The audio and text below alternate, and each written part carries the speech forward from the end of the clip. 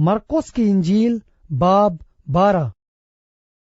फिर वो उनसे तमसीलों में बातें करने लगा।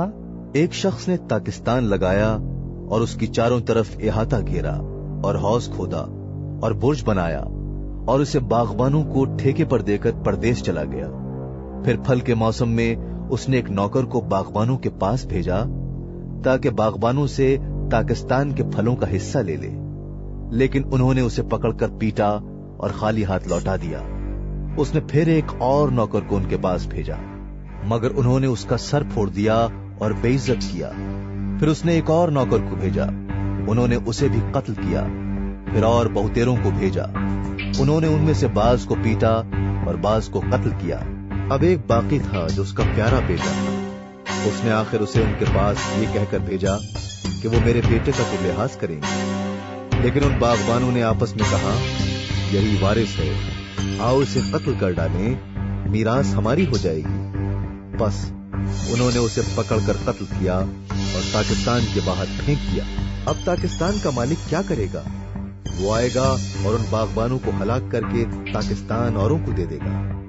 क्या तुमने ये नविश्ता नहीं पढ़ा कि जिस पत्थर को मैमारों ने रद्द किया वही कोने के सिरे का पत्थर हो गया? ये खुदावंद की तरफ से हुआ और हमारी नजर में अजीब है। इस पर वो उसे पकड़ने की कोशिश करने लगे, मगर लोगों से डरे, क्योंकि वो समझ गए थे कि उसने ये तमसील उन्हीं पर कही। बस वो उसे छोड़कर चले गए। फिर उन्होंने बाज फरीसियों और हेरोदियों को उसके पास भेजा ताकि बातों में उसको फंसाएं, और उन्होंने आकर उससे कहा, अरे उस्ताद, हम जानते हैं कि तू सच्चा है और किसी की परवाह नहीं करता, क्योंकि तू किसी आदमी का तरफदार नहीं बल्कि सच्चाई से खुदा की राह की तालीम देता है। बस कैसर को जजिया देना रवा है या नहीं? हम दें या न दें? उसने उनकी रियाकारी मालूम करके उनसे कहा, तुम मुझे क्यों आजमाते हो? मेरे पास एक दीनार लाओ कि मैं देखूं। वो ले आए। उसने उनसे कहा, ये सूरत और नाम किसका है? उन्होंने उससे कहा, कैसर का। यीशु ने उनसे कहा, जो कैसर का है कैसर को, और जो खुदा का है खुदा को अदा करो। वो इस पर बड़ा ताज्जुब करने लगे।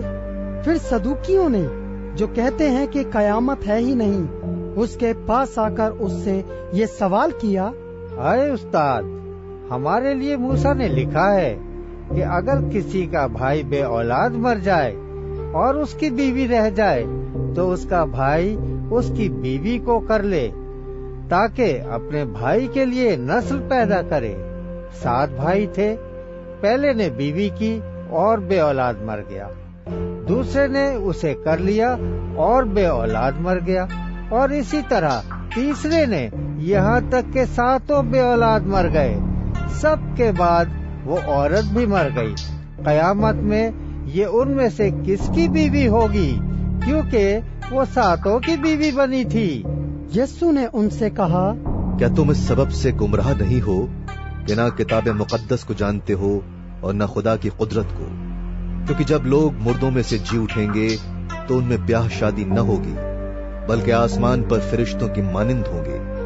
मगर इस बारे में कि मुर्दे जी उठते हैं, क्या तुमने मूसा की किताब में झाड़ी के जिक्र में नहीं पढ़ा कि खुदा ने उससे कहा कि मैं अब्राहम का खुदा और इसहाक का खुदा और याकूब का खुदा हूँ? वो तो मुर्दों का खुदा नहीं बल्कि जिंदों का है। बस तुम बड़े गुमराह हो। और फकीहों में से एक ने उनको बहस करते सुनकर जान लिया कि उसने उनको खूब जवाब दिया है। वो पास आया और उससे पूछा, सब हुक्मों में अव्वल कौन सा है? यीशु ने जवाब दिया, अव्वल ये है, ऐ इस्राएल सुन, खुदावंद हमारा खुदा एक ही खुदावंद है, और तू खुदावंद अपने खुदा से अपने सारे दिल और अपनी सारी जान, अपनी सारी अक्ल और अपनी सारी ताकत से मोहब्बत रख। दूसरा ये है कि तू अपने पड़ोसी से अपने बराबर मोहब्बत रख। इनसे बड़ा और कोई हुक्म नहीं। फकीही ने उससे कहा, उस्ताद, बहुत खूब, तूने सच कहा है कि वो एक ही है और उसके सिवा और कोई नहीं, और उससे सारे दिल और सारी अक्ल और सारी ताकत से मोहब्बत रखना اور اپنے پڑوسی سے اپنے برابر محبت رکھنا سب سوختنی قربانیوں اور ذبیحوں سے بڑھ کر ہے۔ جب یسوع نے دیکھا کہ اس نے دانائی سے جواب دیا تو اس سے کہا، تو خدا کی بادشاہی سے دور نہیں۔ اور پھر کسی نے اس سے سوال کرنے کی جرت نہ کی۔ پھر یسوع نے ہیکل میں تعلیم دیتے وقت یہ کہا، فقیہ کیوں کر کہتے ہیں کہ مسیح داؤد کا بیٹا ہے؟ داؤد نے خود روح القدس کی ہدایت سے کہا ہے کہ خداوند نے میرے خداوند سے کہا، میری دہنی طرف بیٹھ جب تک میں تیرے دشمنوں کو تیرے پاؤں کے نیچے کی چوکی نہ کر دوں۔ داؤد تو آپ اسے خداوند کہتا ہے، پھر وہ اس کا بیٹا کہاں سے ٹھہرا؟ اور عام لوگ خوشی سے اس کی سنتے تھے۔ پھر اس نے اپنی تعلیم میں کہا، فقیہوں سے خبردار رہو جو لمبے لمبے جامے پہن کر پھرنا اور بازاروں میں سلام اور عبادت خانوں میں اعلیٰ درجے کی کرسیاں اور ضیافتوں میں صدر نشینی چاہتے ہیں، اور وہ بیواؤں کے گھروں کو دبا بیٹھتے ہیں اور دکھاوے کے لیے نماز کو طول دیتے ہیں، انہی کو زیادہ سزا ملے گی۔ پھر وہ ہیکل کے خزانے کے سامنے بیٹھا دیکھ رہا تھا کہ لوگ ہیکل کے خزانے میں پیسے کس طرح ڈالتے ہیں، اور بہترے دولت مند بہت کچھ ڈال رہے تھے۔ اتنے میں ایک کنگال بیوہ نے آ کر 2 دمڑیاں یعنی 1 دھیلا ڈالا۔ اس نے اپنے شاگردوں کو پاس بلا کر ان سے کہا، میں تم سے سچ کہتا ہوں کہ جو ہیکل کے خزانے میں ڈال رہے ہیں، اس کنگال بیوہ نے ان سب سے زیادہ ڈالا، کیونکہ سبوں نے اپنے مال کی بہتات سے ڈالا، مگر اس نے اپنی ناداری کی حالت میں جو کچھ اس کا تھا یعنی اپنی ساری روزی ڈال دی۔